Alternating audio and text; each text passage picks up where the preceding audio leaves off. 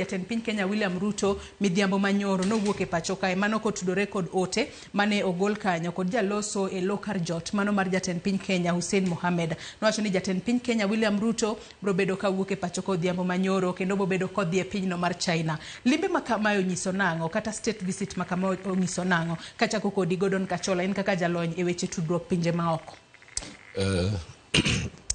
Pile pile piny ka piny gombo mondo mi obed kod osiepe mathoth, osiepego man koda chia kod osiepego manyalo konyogi kata maginyalo konyorego e weche mag ohala, e weche mag siasa, e weche mag arita kwe kod mago mopogore opogore.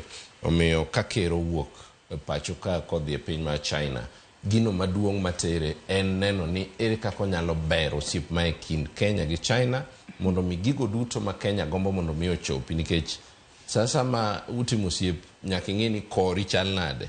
Koro embo dhi manyo makore. Jo Waswahili ne wacho ni kila mwamba ngoma uvuta kwake. Karabidere Kiswahili. Koro embo odhi mana ywayo kore mondo mi ober piny Kenya.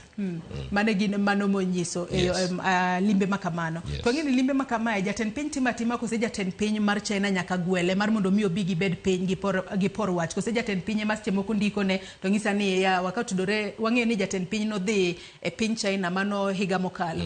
Nyaka sani koro wanyalo wacho ni dweche matin kende to kendo chako dok kono. Limbe makamae itime yo machalo na dipange yo machalo na. State visit en limbe no ma ker mar piny ema luongo ker machielo. An samoluongi en inwendo ne mar pinyno, inwendo pinyno. Gigo mang'eny itimo kod piny moluongi no. Koro oken limbe ma ng'ato nya kwayo ni abialimi. Kikwayo na abialimi an gi wach mondo mi walosie to en any other visit. To kind state visit to en visit mabedo orchestrated with the host country. Wycliffe Nyafonga koro